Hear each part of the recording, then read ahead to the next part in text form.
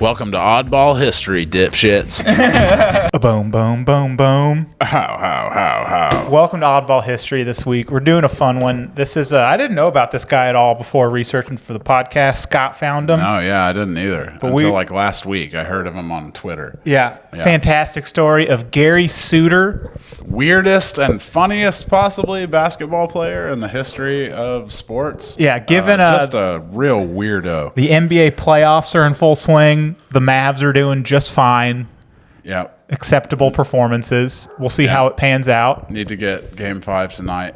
Yep. So when this comes out on Monday, we'll probably have an answer, and this will look stupid or not, but Mavs win it. We'll know a little bit more about the series. It goes on. Basketball playoffs go on for a long time, but we'll know more. Yes. A little more. In the future.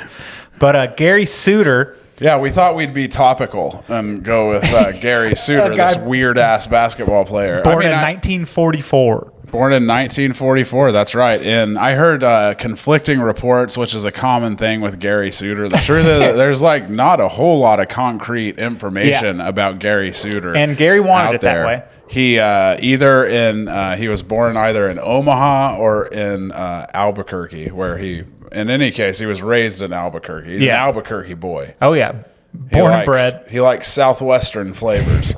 The red and the green chili. Oh, my God, it's like Christmas. He says, throw some avocado and jalapenos on that turkey sandwich. I'm from Albuquerque. I'm from Albuquerque. Southwest roll. Is that just the Schlotsky's Albuquerque turkey sandwich? That's how I decide of the different areas of the U.S. is different sandwiches named after them. Yes. The Northeast, exactly. All the capicola you can imagine, as far as the eye can see.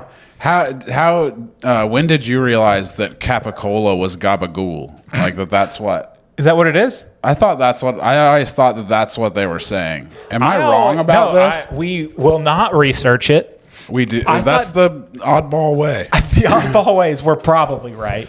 But I thought gabagool was like just referring to like calling something slop, but like in an endearing way. Like it's just a general name for food. In any case, 100% is wrong. Now that I'm defending it, it probably is a name of a thing. Yeah, I think maybe it's just the dressed up, like what we would say capicola to an Italian. They would go gabagool. Gabagool. I can see from point A to point B there. Yeah. Italian Americans, we're with you here on Oddball History. We believe in diversity. I don't think it was offensive until I said the last line. You can Italians are the well-known. You can make fun of them, right? That is very true. We love them for it. Yep. Fucking Dagos. That's right. Lightning bolts have struck. You can say Dago. Yeah. Joe DiMaggio's nickname. Big Dago. Yeah, in the minor leagues was the Big Dago. Original BDE, Big Dago energy. Which is, I think, speaks as much, like, that's just like how nicknames were made back in the 20s. Like you had a descriptor and a racial epithet. Yep. And that was a nickname. And that was your nickname. Yeah. That was that was you for the rest of your life. I one time was watching Ken Burns' baseball, and there was a part that's about, there's a chapter on the Negro Leagues. It's very good. And they interview Buck O'Neil, a longtime player. Yeah. He was still alive at the time when he made it. And the interviews are fantastic. But he talks about their trainer was named Jew Baby Floyd. And he goes, I don't know why they called him Jew Baby, because he was black as the rest of us. It was hilarious. Buck O'Neil, heavenly shout out. We love you here on Oddball History. Rest in peace, Buck. You're welcome on anytime if you can find a host body. We will get a third. I've been watching Dead Boy Detectives. I think that is doable. We can do this if you're involved. Dead Boy Detectives. It's like, did you like the Sandman? I don't think I saw the Sandman. So I liked the old Sci-Fi Channel shows, and I found that Sandman and Netflix originals in the sci-fi department are good at. They spend too much money on them, which is why they don't make more than 2 seasons. But it's like kind of a little hacky, but it's just every episode has like a payout. Nice. And it's just like I don't know. I like dumb sci-fi stuff like that. It's all ghosts and witches and shit. I like that. Yeah. I like the old stuff too. Like the Outer Limits and the Twilight Zone. Oh yeah, stuff like that. I'm pretty sure I've talked about this on here before, but we were talking about dumb nicknames. One of my favorite fire department things is there are guys that just get called a thing, and it sticks forever. One of the bad ones is there's a guy that used to work at my station that a little heavy set, white guy, blonde, pig-like features, you know, and they called him Fatback. All right, which is a tough one. That is tough. That's a tough one to stick. That's an old blues man name. Yeah. There was actually even an In Living Color. Johnson. There was an In Living Color sketch where there was like someone, I forget who it was, did a character on In Living Color that was like an old blues man, and all of his songs were just like wildly offensive to everyone around him. Like he was just talking shit to people.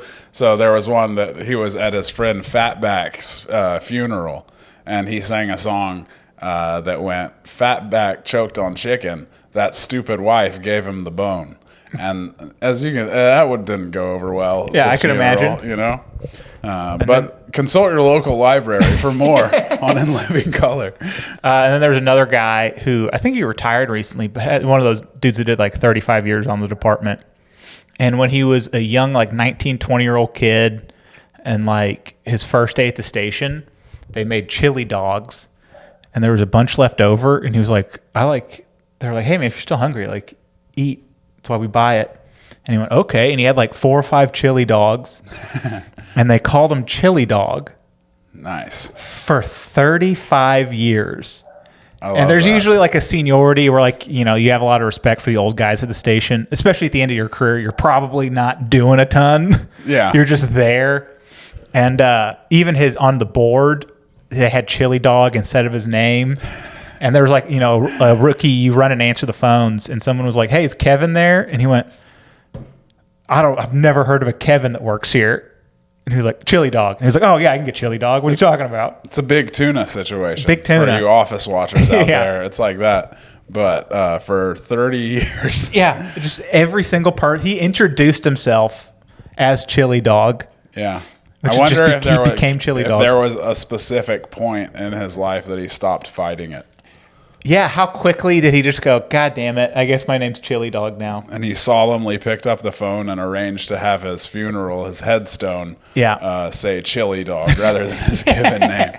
But we'll get back on topic because hot dogs will come into play later on in the story. Sure they will. But we are doing as they do all the time on Oddball History. Yeah, we have a lot of hot dog references. We do. But Gary Suter, born in 1944, maybe Omaha, maybe Albuquerque, but just a big mouth-breathing blockhead of a man. Just a lunatic we never would have known about if he wasn't so good at basketball. Yeah. He was just really good at basketball. He was all-state in high school. Yeah, went to Sandia High School in Albuquerque and was all-state. Yep. Got offers from an insane amount of schools. All the big names, which are still Kentucky, the big names. Kansas State, BYU, Texas Tech, U of Washington, Arizona State. This was also in the late 60s when he went to college, but he ended up going to University of New Mexico. He was just a 6'9" corn-fed guy. In 1962, keep in mind, this is in 1962 that he goes to University of New Mexico, and his stay there is short-lived. He only lasts one semester. Gonna be a theme here with Gary Suter. He never lasts long. Which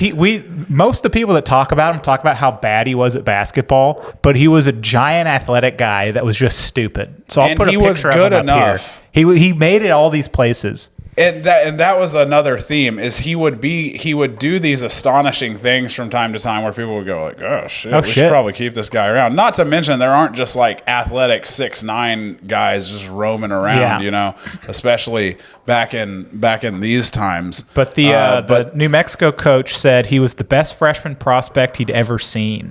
Yeah, that's right. Pretty quickly, he had school problems, didn't go to class. He hoarded. He had a hoarding problem. Specifically, they mentioned pizza boxes, Mad magazines, and Beatles vinyl. Which 2 of those can be argued are collectible items. Yeah.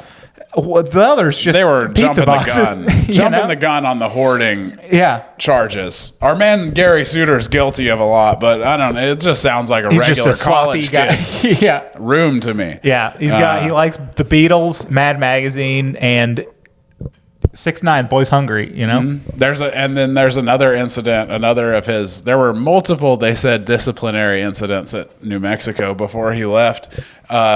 But one of them was one day he was playing pool in like the student union or maybe the athletic He was a complex. big gambler and was a pool hustler. But he was playing pool on campus of the school, and a football coach walked in and realized that Gary Suiter was wearing his letter jacket that had just been stolen. Yeah, he stole the football coach's letter jacket and it was just pool hustling in it, which is a fantastic move for a crazy person, you know, really brandishing.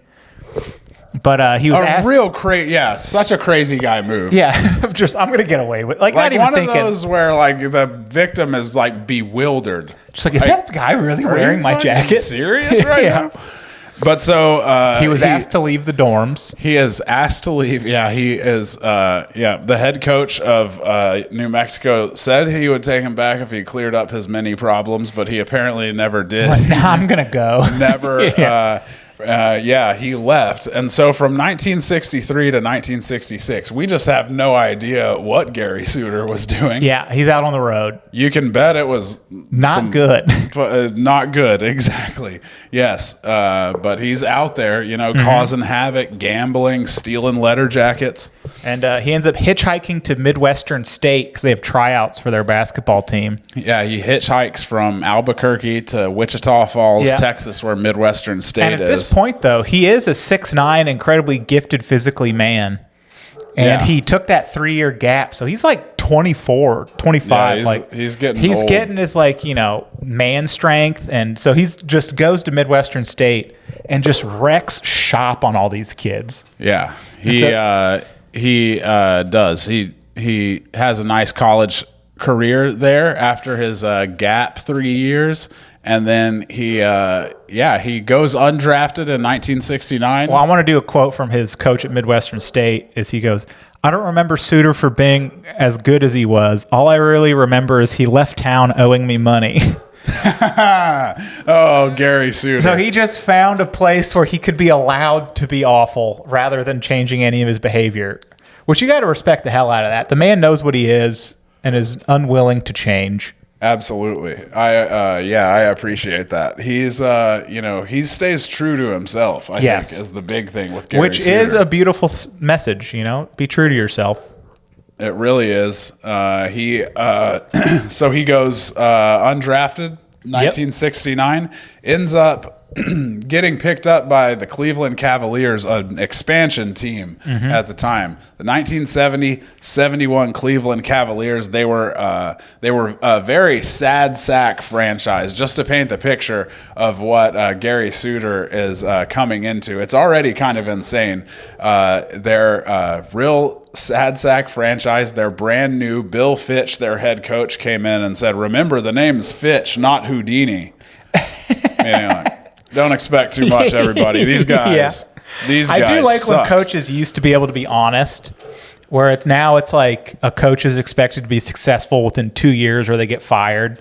And you couldn't imagine a guy walking in and being like, all these dudes suck. All right, give me 6 years. Maybe we can make this not total dog shit, but I have my doubts. Yeah. I also like, it's like people always use Houdini. Like, Houdini was all about wriggling out of shit. People always use him to mean like Chris Angel style magic. But that wasn't his deal. He was like, lock me in that box over there. I'll fucking wriggle out of it. I'll wriggle out. That was Houdini's deal. Yeah, I'm a professional wriggler. That and busting, he hated psychic mediums, and he would go to their seances and call them out. I never knew that. And be like, you have a rope tied to your foot. That was Houdini's whole deal. Yeah. But anyway, so Bill Fitch is the perfect coach for the 70-71 Cavaliers. He also has a quote here one time that I got from Cavs from Fitch to Fratello by Joe Minzer and Burt Grafe. It was a great source for me. He also one time said, "Sometimes I wish my parents had never met." The coach said That's the head coach of the Cleveland Cavaliers. He's like, the team sucks. I'm the coach. I wish I was never born. Yeah, and we're playing Chicago next week. And the way so the way Suter comes in, all this is like a movie. Gary Suter is never not Gary Suter. It's everything he does is insane. New Mexico was the only place he was ever asked to come to. Yes. Everything else, he just shows up. So this time he hears the coach hears of him from another coach, and so he gets called to Cleveland. But when he gets to Cleveland, they send, I think it was Ron Culp, the trainer, out to meet him at the plane. There's no sign of Suter, and eventually everyone's off the plane. Ron Culp goes up and is like, "Hey, can I get on the plane? We're supposed to have a player." And they're like, "It's just the cleaning people on there, but sure." And he goes back there and finds Gary Suter passed out in like the back row of the plane, just dead asleep. Yeah. And that's his introduction to the Cavaliers. That is a recurring thing is Gary Suter. I don't know the medical definition of this, but he's a big doofus. Yeah. Where he, at another time, he locked himself in a airplane bathroom and couldn't get out until like the cleaning crew at the end had to get him out. But he didn't like make noise or like he just found himself trapped in things regularly where he's just like, I'm in the bathroom until I get let out, I guess. I guess I live here now. And then frequently he'd lock himself in the locker room. Yep. Like he got stuck regularly in places, which it's just so bizarre to me that an adult man just finds himself being trapped. It's hilarious. Yes. Yeah, it's so funny. Like it's like one of the funniest personality traits I've ever heard of. Like, you get stuck in stuff a lot. Yeah. Like we laugh at porn now with stepsisters and mothers getting stuck places. But Gary Suter was like, those washing machines are tight. I don't know. Like, yeah. And look, you don't have to be a Houdini to wriggle out of an airplane bathroom. You could figure that out. Yeah, it's not that hard. Yeah, you could be a Mike Eaton. That is a local magician reference. Mike Eaton, the Dirty Magician. You ever seen him? Wait, I think Mike Eaton a different guy? I think Mike Eaton's the stand-up. No, shout out Mike Eaton. What am I thinking of? His name is. I know who you're talking about though. Who's the Dirty Magician? Mike Eaton is the guy from here. I never met him here, but he's in Austin doing great. Yeah. Go Mike Eaton. Hell yeah. I did a show with him not too long ago. Also, look up Dirty Magician. The guy I'm thinking of will probably show up. It'll probably come up. Again, we do not do research on this show. We do not prepare. Oh, but so he's at this. They do an exhibition game. Yes. All right. Yeah. The story of how he makes the team is just delightful. Yeah. But they have a guy, Connie Hawkins, I believe, who's like their stud at the time. He's the Cavs stud. They're playing in Dayton, Ohio. Yeah. Is their first preseason game, and actually there was an incident prior to the first preseason game that I only found in that book I mentioned. Yeah. Where the first preseason game, they couldn't find him. Apparently they had a pregame meal, and that wasn't a normal thing for the 70-71 Cavs. But they had a pregame meal, and they couldn't find Suter. Of course they couldn't. So they send Culp, again, the guy who's always trying to wrangle Gary Suter. They send him to find him. He finds him in his room completely passed out, of course. Yes.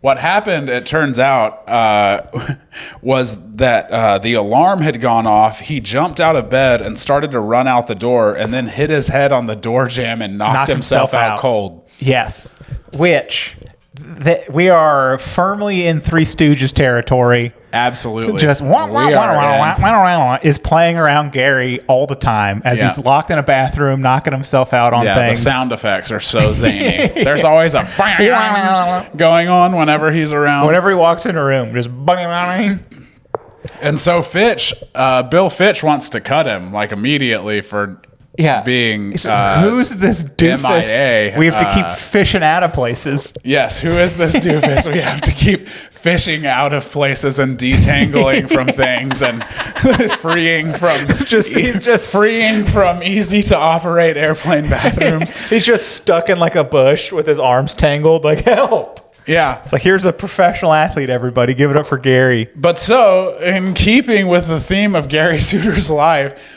he gets in the second half and gets like 20 rebounds. And then blocks 2 shots from like their stud. From Connie Hawkins, who they have said in retrospect, Connie Hawkins, it was a preseason game he wasn't trying for a roster spot. Yeah. So he was not. The word I read was disinterested, but in any case, Gary Suter swatted his disinterested shit Gary Suter 2 times. Woke himself up from knocking himself out and played some basketball. Yeah, he Which I think made enough plays in the 2 games. I think it's one of Gary's things is he can only perform when totally under the gun. Yeah, when his back's really up against the wall. And if his back's not against the wall, he will find walls to put his back against through his awful behavior. He needs to KO himself on a door jam just to get going, you know? It's like a quarterback who says they need to get hit just to feel like they're in the game. He needs to owe a guy money, have a gun pulled on him. But so this preseason continues to be insane. During training camp, one of the great stories I read was there were 3 guys that lived close to one another: Walt Wesley, Luther Rackley, and Bingo Smith. All right, they lived in Shaker Heights, and then Gary Suter lived kind of near them, but not really on their way, but kind of on their way. But he told them he needed a ride. He didn't have a car. He needed a ride to practices and stuff. So they started taking him, Walt Wesley and Luther Rackley. Wesley and Bingo Smith. They would pick him up every day and take him to practice. Mm-hmm. And then one day, Luther Rackley, the other guy, is on his way to practice, and he sees Suter standing there. Suter's like, I need a ride. He gives him a ride. Walt Wesley and Bingo Smith don't know this, so they're waiting for Gary Suter for a long time. They're eventually late to practice, and they get reamed out and fined because Gary Suter gave them no heads up that he was getting a ride from the other guy. And that picks up with assistant coach Jim Lessig in this book I found. Again, just the best source. A few days after that, I hear all this commotion in the locker room at Baldwin Wallace, their practice facility. Mm-hmm. I walk into the shower area, and there's Bingo and Suter. They're both bare-ass naked, and Suter has his fists up. Bingo's looking like Cassius Clay. They're ready to go at it. I turn to one of the players and ask, what the hell is going on here? Coach, said the player, Bingo just found out that Suter's had his car here all along. This motherfucker, he's such a piece of shit that it's like if you're just observing from the outside, it's the funniest thing in the world. If you're the guy giving him rides, he can't not lie. Yeah, which is he's just like, no, I want to save money on gas. I don't feel like driving. I'm gonna tell the guys I just don't have a car and just keep up with the lie for years, however long I need to. Yeah, and just. Yeah, no thought to he didn't even have to lie. Like he was getting the right. Like it was all even. Oh man, he's a real piece of work. This guy. Real piece of work. This Gary Suter. But so he doesn't play much. I think he ends up making the team. He lasts 30 games, but he ends up with 30 games. Never plays more than 14 minutes. Averages 1.4 points, 1.4 rebounds. He's 35.2% from the field and 44% from the free throw, which for you non-basketball fans, that's bad. Not that Those are good baseball averages. Yeah. Basketball's expected to make more of their shots. Yeah, so exactly. He's not doing good. Great. He's not a great player, even by the standards of the 70-71 Cleveland Cavaliers, who are making their coach want to kill himself every night. I wish my parents never had. Even then, he's not good. But here's the thing about Gary Suter is he doesn't believe not being good should stop him from starting. Gary Suter goes on a full-on PR campaign of sorts where he will call the head coach Bill Fitch and disguise his voice claiming to be a Cavalier super fan and be like, hey, why don't you play Gary Suter more? This is a true story. He would do this. He called him like all the time. Like the coach complained about it. Bill Fitch and Jim Lessig would get these calls all the time of him disguising his voice claiming, hey, my name's Mike. I'm just a big fan. You know that Gary Suter guy should probably play more. Yeah, and it wasn't, and it not just the coaches. He would do this also to the beat writer, the first beat writer in Cavaliers history, a guy named Bill Nichols. He wrote for the. He's no Gary Cartwright, but he'll do. But he'll do. He wrote for the Cleveland Plain Dealer. But he said he would come upstairs to the press box after games, Gary Suter, when he was up there, like finishing his story, and he'd hound him. He'd say, if Fitch would play me, I could take the team to the NBA title. Just pure delusion. Then he'd call both Fitch and Lessig, fake his voice, and say, you should put Suter in the game because he could take you to the title. He's a talented player. That's like he's a talented player. That's writing your own rec letter and you forget to take it down 10%. I can't or change when you're talking to other people, change your story a little bit, Yeah, I like too that like it's like he's reeling himself into it. Like, all right, maybe he can take it to the title, but he's a talented player. Guy. There's some talent there. But what's another thing he did is during games he would talk to the opposing team's coaches and just be like, check this out. Like, I need more time on the court. Like, are y'all looking for people? Like, I can play power forward or center. Like, during games, he's like dribbling and like would talk to opposing coaches about getting another job. ABC, always be closing. Always be closing. Always be closing. Mid-game. A new contract with a team that has no interest in you whatsoever because you're barely hanging on with the 1970-71 Cleveland Cavaliers. You're barely hanging on. But here's the thing. Gary Suter, always be closing. Yep. Eventually, he hounds Bill Fitch enough for Bill Fitch to relent. And I think that's really admirable. And I think they were on Gary Suter's part. They had a really bad time with injuries. Like half the team was injured. He keeps hounding them. There was a small plane crash. No. Now remember, I said he lasted 30 games in the league. On his 30th game, the coach gives him the nod to start. He says, "All right, Suter, you can do it. Yeah, prove everybody wrong." And you know what Gary Suter does? He proved everybody right. He proved everybody right. All the naysayers, all the haters, they had a great point when it came to Gary Suter. Yeah, he's a little too crazy. What happened was, at this point, it's kind of old. I feel like you almost can guess what's going to happen with Gary Suter, as insane as it is. Minutes before tip, they can't find him. No Gary Suter. And so, of course, the coach is already prepared for this. They're like, "Oh shit, he's trapped himself somewhere." Yeah, we got to check every refrigerator, every deep freezer, every walk-in closet, every fence that has any jaggedy parts that he could have hooked a belt loop on. Everyone knows where Gary gets stuck. Go to the common places where we find Gary stuck. Traps meant for animals, stormage drains. Storm drains? Stormage? I like stormage more. Drainage ditches. A coach is can't find him in the locker room anywhere and is walking through like the stands, and like minutes before tip off, they find Gary and he's at a concession stand eating a hot dog with a beer in his hand. Hey coach, how's it going? Are y'all looking for me? Oh yeah, the start. I forgot about that. Yeah, I'm hungry and needed a beer. Like, why is everyone being weird about it? Yeah.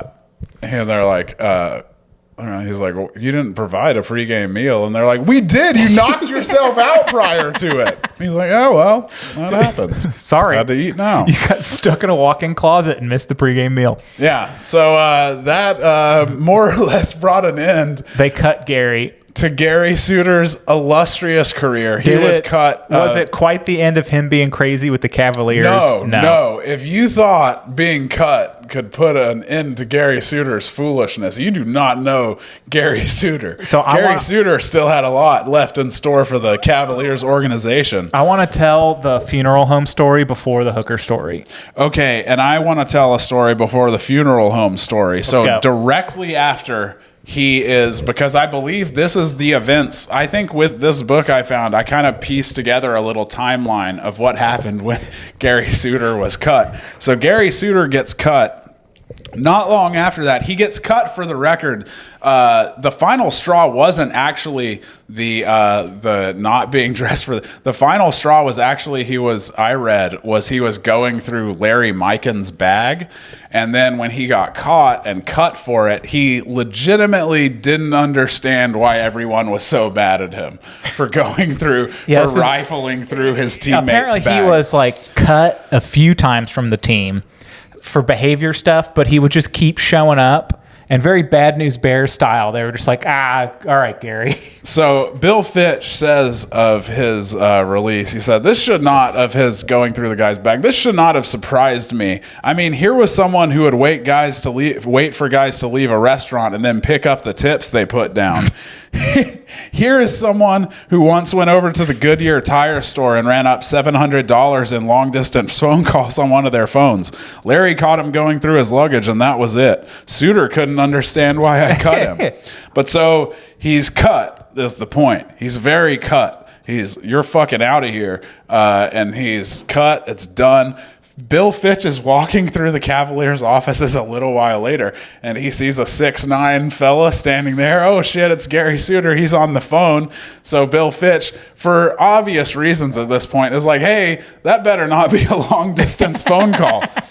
Gary Suter assures him it is not a long-distance phone call. Minutes later, I'm quoting again from the book, later, one of the league's general manager calls. Where's Gary Suter? I just talked to him, the GM said. Fitch was furious, quote, I physically threw him down the stairs and out into the street. So that was actually his end with the Cavaliers. He says, don't worry, it's not long distance. Call back. Oh, it's clearly a long distance. For, Oakland, or for Golden State or somebody. So Gary was an NBA player. They didn't make a ton of money back then, but he had a job that paid him money, but he had so many gambling debts and such a pool hustler so I think that coach quoted Goodyear as what. Yeah. So what the story I had read was that it was a funeral home. Well, this is literally after he got thrown out. He went across the street. So this was what I heard of that story was that it was a funeral home. And so, he went to a business and lied to the guy and said he was looking for a casket or looking for a car thing. I'm going with the funeral home story. It could have been a good year. No, this one has both. This is just a thing Bill Fitch was referencing, he did that at a Goodyear store. It was such a common occurrence because the number I got was also 700. So I guess he did this multiple times where he's told the guy he was looking for a casket, and then he went to the room and he asked him, hey, can I be alone with the casket and call some family just to make sure that this feels right? Make arrangements. And so then he locks himself into the room and then proceeds to use this business's phone to call all of the NBA teams asking for a job. Call every general manager in the league. So he spent an hour and a half in there barricaded in calling people, and they finally kick him out. And then the funeral home actually went to the Cavaliers front office and was like, this guy just spent $700-800 in long distance calls. He lied to me and then used my phone for 2 hours. Yep. And they're like, you'll need to cover that. Yeah. They're like, yeah, that's our guy. Yeah, we know exactly. We're not asking any follow-up questions that sounds like Gary. Yep, that's our guy. But so his final move to get a little bit of money out of the Cleveland Cavaliers was he was like, you got to pay for a plane ticket for me to get out of here. And then Gary was like, you also need to buy a plane ticket for my wife to leave town.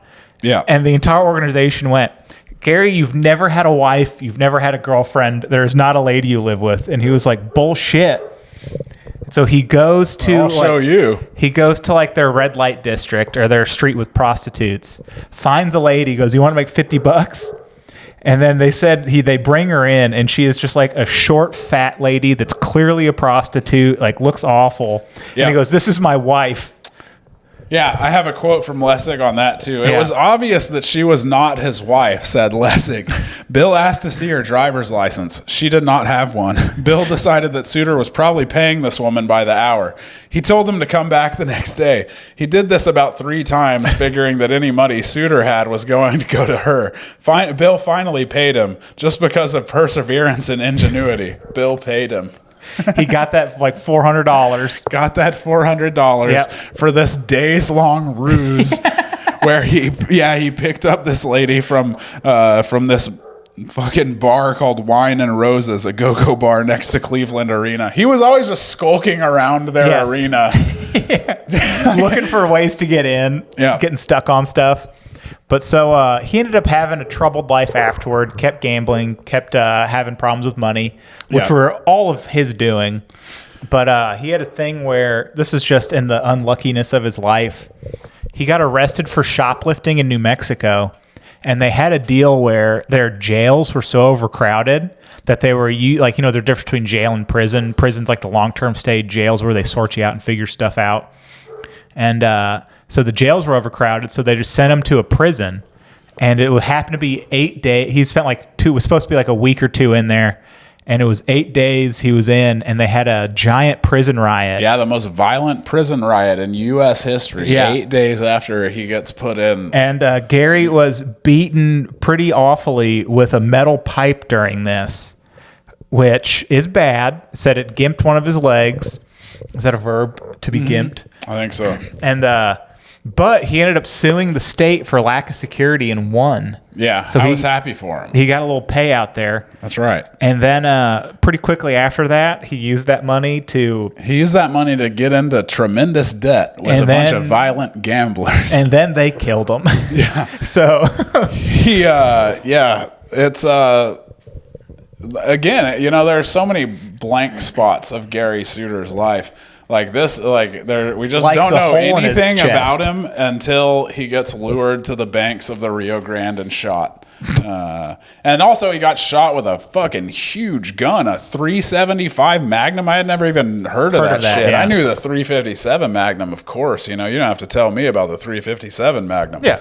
But we all seen Dirty Harry. I never heard of this one. It looked big, and frankly, I wouldn't want to be shot in the chest with one. No, and it was effective. I'm no gun expert, but this one looked like one you would want to avoid. But so Gary got stuck one last time. 1982. 12 years. Banks of the Rio Grande. He's a dead guy now. Sounds like a country song. On the banks. On the banks of the Rio Grande. We have a chief on our department that has like a side little hustle where him and his buddies have a little country band. Yeah. And they have a song about Port Aransas. And it's the Port Aransas Jetties. They could do a follow-up to that of... I like that. The banks of the Rio Grande via the Port Aransas Jetties. I bet Port Aransas Jetties is a little more peaceful than our song about Gary Suiter being murdered on the banks of the Rio Grande. But that is the life and times of Gary Suiter. God rest his soul. He's up there now conning God out of money. Yeah. Playing dice with St. Thomas Aquinas. It's beautiful. Pickpocketing Jimi Hendrix. Peter opened the gates and he somehow got his belt loop stuck. Yeah, that's actually what it is. He's actually stuck between the bars of the pearly gates. Yeah, he got himself lodged in there. He's in purgatory. It was his last time to get stuck somewhere. And not even God can help. Like, God is up there scratching his head. How did you do this? We've put so much butter on you. That's how they're trying to do it. We physically despite their powers, get any more butter on you. He's like, why can't you help me? You're gods. And I'm like, well, but we made the bars too, so. Yeah, come on. We're here now. Very sturdy. Quit pointing fingers. Let's They're solve the problem. also divine bars. So, suck in more, Gary. We're trying. We're fucking trying here. Do you have any more little fun facts about Gary? Let me see. I think we covered all the funny stories. I think we did a pretty good job. There's did we cover when he was viciously beaten to death with pipes? Yeah, and the prison riot. When he was shot to death? Yep. Yeah, no, I think we really covered everything. The wife thing to me is like the funniest thing that's ever happened. Getting a hooker and just being like, yeah, she's my wife. You owe me another plane ticket. It's like here's the plane ticket. It's like, no, I want the cash for the plane ticket. You're like, okay, Gary. It's like something the Marx brother would do. Like, it's so insane. Just how and he would never quit. He was always just like, no, I think I can get an extra few $100 for a plane ticket. Yeah, he was I will spend thousands of dollars on hookers just to win this. Yeah, he was like a less malicious. Like, I heard a story about how Casey Anthony just couldn't stop lying. She took investigators to her place of made up work. That was how like committed to lying and how far she would go. She actually like was walking around the halls of this office Yeah. that she had no office to go into, and still being like, no, my office is over here, you know, like that insane level, but without the child murder. So I think that makes it a lot more charming, you know, had a lot that of- level of lying, but then you take it, You don't kill kids. you take it from something real serious and bad to something like really delightful, like trying to get more playing time with a ragtag organization like the Cleveland Cavaliers. He's such a character that fits in like Will Ferrell's Semi-Pro. Like he just would be there. A great movie, an all-time movie that frankly deserves more accolades. Yeah, that's loved Semi-Pro. It was the one that it feel took like me a that's while like to see. The Other Guys was like that for me. Oh, hell Where, yeah. like, I've Other seen that, Guys like, is so 5 good. times. Oh, I love it. I feel like they quit making comedies like that where they say like it's the money because there's no like DVD sales, or where you used to make a comedy, you broke even at the box office, but then it hit a second popularity and people buy shit, where now they don't do that because all the streaming stuff. Yeah. But I miss like a comedy or like Wedding Crashers. You just watch I've seen Wedding Crashers as just like a background movie to like 30 times. Yeah, that was one of our bus movies in college, so I've seen it like 1,000 times. I can quote the whole thing. But yeah. I will start right now if you want me to. Do you have any stuff going on? No, not really. I was talk real quick about. I thought I'd do some other great weirdos in NBA history real quick. And here's the weird thing about when you're looking up great weirdos in NBA history. The thing about that is some of them are weirdos because they're like, oh, this guy, he was an odd duck. You know, he, in the off season, he was played the violin. And then other guys are like, this guy was a real odd duck. He once murdered a cabbie. And you're like, well, that's different. But anyway, I tried to put a good mix of both two different light lists. and dark zaniness from the league's history. John Brisker, who played from 1969 to 75 for the Pittsburgh Pipers / Condors. They called him the heavyweight champion of the ABA. He fought so much.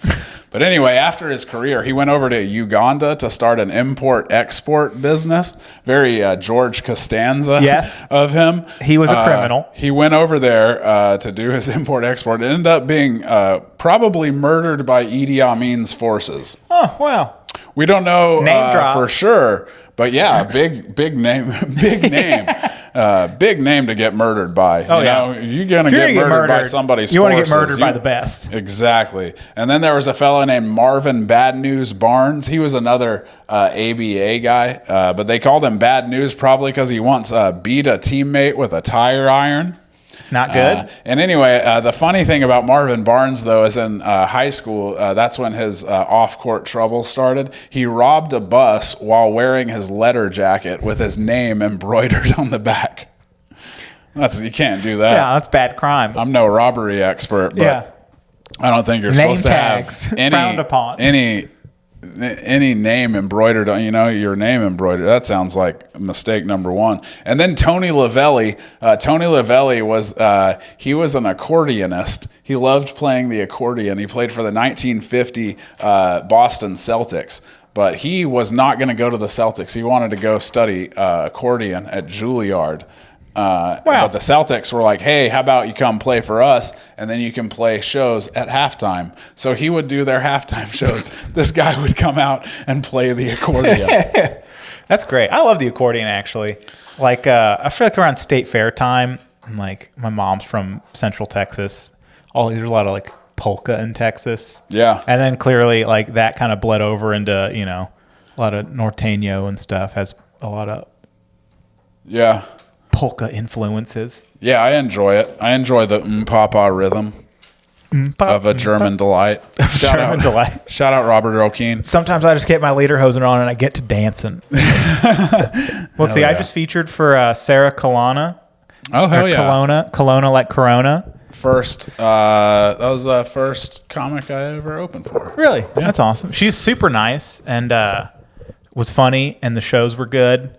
And so I'm opening for her again in Dallas, I think like June 14th that weekend. And then I'll be going down the last weekend in June. I'll be going to the Houston Improv with Chris Porter.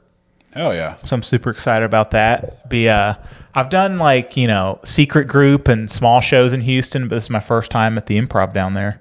So that'd be cool. Yeah. And then let's see. You watch American Horror Story? I have not, I don't think. God. Okay. I wanted to talk about how bad the last season was, but Well, damn. Well, I mean, I can just pile on if you want blindly. Fucking piece of shit. blindly pile on. No, it was just not good. It was manure, is what it was. Fuck it that show. stunk. But yeah. Stunk to high heaven. You got any shows going on? See anything cool lately? I've done some cool shows. I did that Cowabunga at Intrinsic. That was very fun. In Garland, Intrinsic Brewing. That was the one I went out to as well, right? Yeah, that's a cool venue. Yeah, we did that together. That was, I was really happy. Jimmy, they were a rowdy, kind of loud bunch, but you like kind of got them. And then I got to ride that wave after. So that was, man, I always hate those shows where like, and all the Cowabunga stuff, like the Fillmore's great. It's like feels like a club venue. It's so hard to get bars right where they can be rowdy.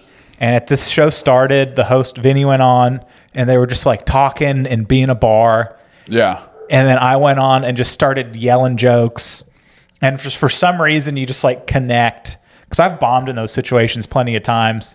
But I was just like, fuck, this is going to be a nightmare. And then like the loud table turned and was like the best part of the audience. Yeah. And then it went, then it was really like one table being obnoxious. And once they got into it, it was just like a good show. Yeah. I was supposed to do 10 minutes. Good time. Got off around 6.5. Just like fight or flight kicked in. I think I ended up going like, I don't think I went short, but I think like I could have done like 5 more. Well, I did that show and then went over to the Dallas Comedy Club and did like 2 spots in that night because I had a couple new things I wanted to work on, and they were so like not a good crowd at the beginning that I just went like, oh, I'm just doing all of the good one-liners I have. Yeah. And then just didn't do anything new. It was just like, okay, the crowd is won. I'm going to leave now. Yeah. But whatever, it happens. Yeah. It was a good show. Good times.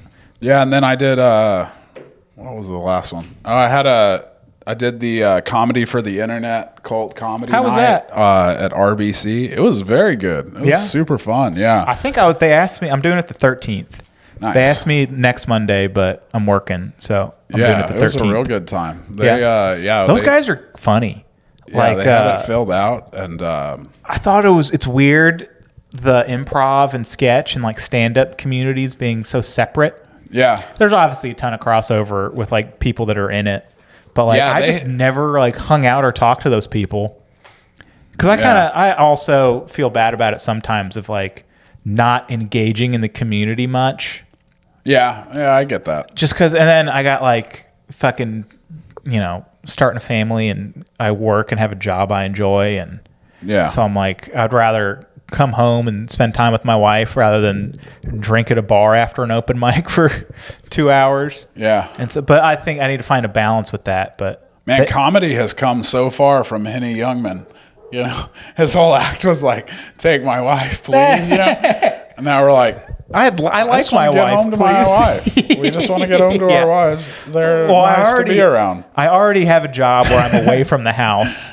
For 24 hours. So I'm like, now, and she works like regular business hours. So it's like, I should probably try to be home some. Yeah. I'm right. This is right. Hey, do you think this is funny? It's like if Henny Youngman had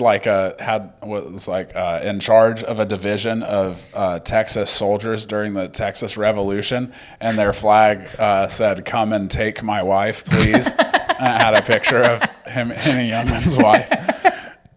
I was thinking that could be a good bit, but I was like, what do you do with that? It's just like it's just an image I can't get out of my head is all. I just like that you can't get the image out of your head. I'm going to draw it, maybe. Draw that'd it be on good. A napkin.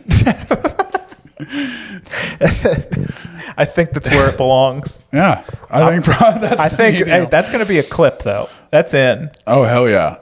Done. Any parting words of wisdom? You know what's funny? I was thinking about that. I've been I've been trying to read more poetry. I don't really like poetry that much naturally, but I've been trying to challenge myself to read it. I think it'll, I don't know, make me better with words. But anyway, last night I was reading this poem by Walt Whitman, all right? Okay. This poem is called Earth, My Likeness. All right, it goes, Earth, my likeness, though you look so impassive, ample, and spheric there, I now suspect that is not all. I now suspect there is something fierce in you eligible to burst forth. For an athlete is enamored of me, and I of him. But toward him there is something fierce and terrible in me, eligible to burst forth. I dare not tell it in words, not even in these songs. Now, if that's not about busting a nut... I don't know what it is. I don't know what it is, right? And I was like, I like spherical and round, but I bet you get after it. I read it and I was like, I reread it and I was like, there's no way around it. This is about busting nuts for sure. Yeah. And then I thought to myself, it's Walt Whitman. This is the 19th century. There's no way this is actually about busting nuts as clearly as it seems. And I looked it up. I looked up the meaning of Earth, My Likeness. And the people were like, I don't know, like maybe it's about busting nuts.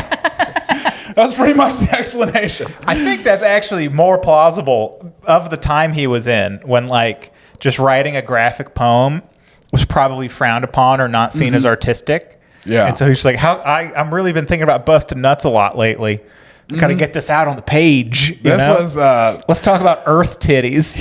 Walt Whitman was the softness. Peaches of his time. You remember Peaches, the really graphic... You know Peaches. Come on, guys. Peaches. Shout out Peaches. Welcome on the pod anytime. Yeah. But I think we might have to do one about that Brinker guy. Yeah, if I can find out more about the we got to figure out if we know enough about him. Yeah. Brisker. What's Brisker? But yeah, I got a buddy that wants to do the Panama Canal with us, and oh yeah, Pete, that's good. Is going to come on eventually. Hell yeah. What was he going to do?